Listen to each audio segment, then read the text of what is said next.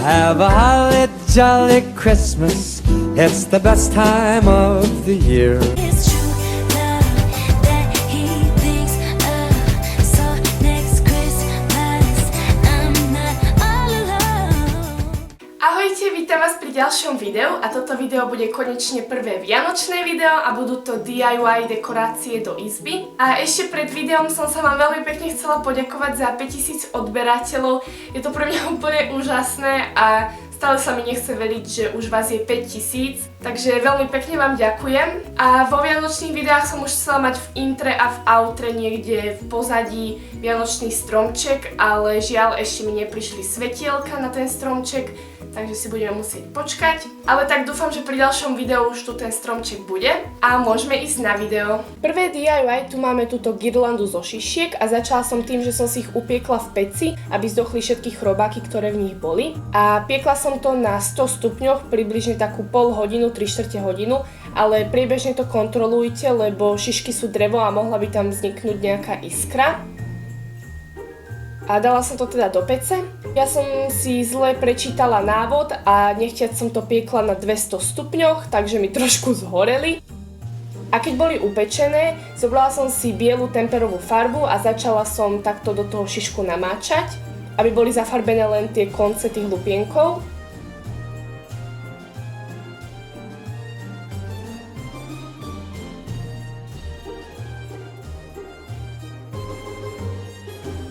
Nechala som ich vyschnúť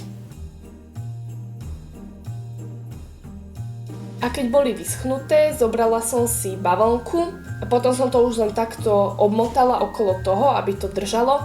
Ak vám to nedrží, môžete ešte okolo toho nejak zamotať tú bavlnku. Ja som to tam všelijako pomotala, aby to držalo. Nejako sa vynájdete.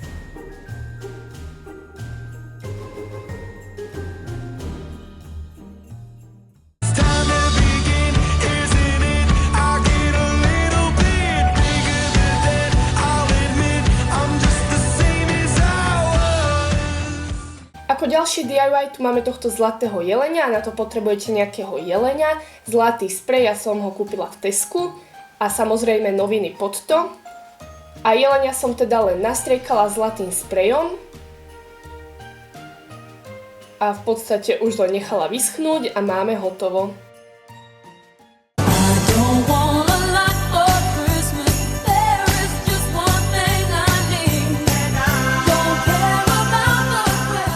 Tretí DIY, tu máme tento pekný ombre stromček a najprv som si nastriekala papier na zlato, keďže som ho chcela mať taký ombre z bielej do zlatej.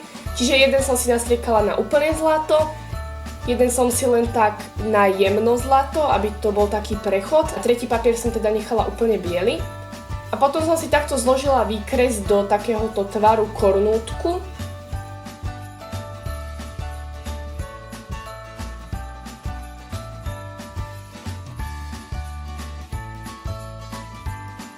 Zalepila som to lepiacou páskou, aby sa mi to nerozpadlo.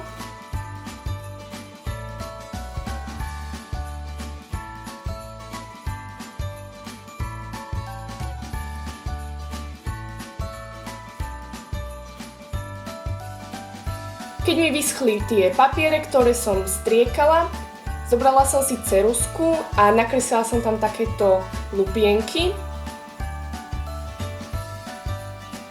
ktoré som následne vystrihla.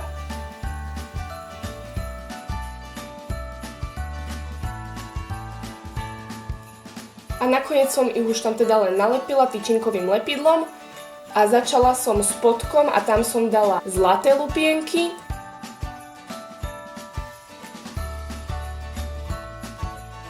A trochu som pozahínala tie konce tých lupienkov. A keď som mala hotové tie dve zo zlatých, dala som tam tie stredné zlaté a biele.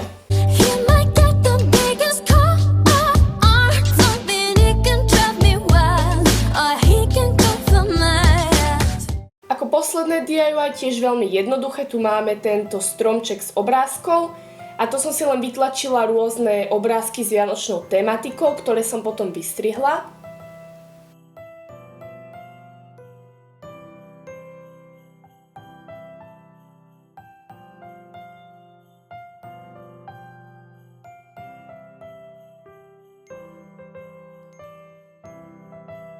Keď som to mala vystrihnuté, zobrala som si dierkovač a spravila som dierky na každom obrázku.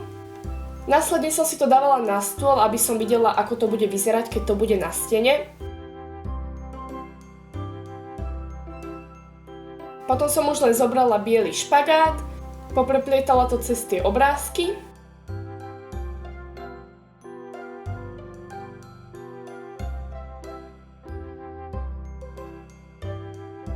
Zobrala som si takúto červenú japonskú pásku a lepila som to podľa toho, ako som to mala na stole, na tú stenu.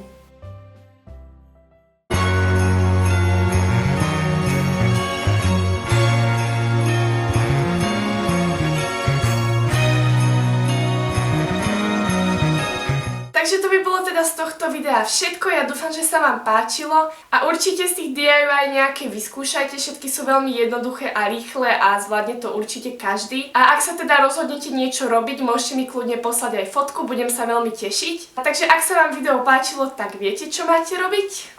A vidíme sa pri ďalšom videu, ktoré bude znovu vianočné, už sa na ňo veľmi teším. Takže majte sa pekne a ahojte.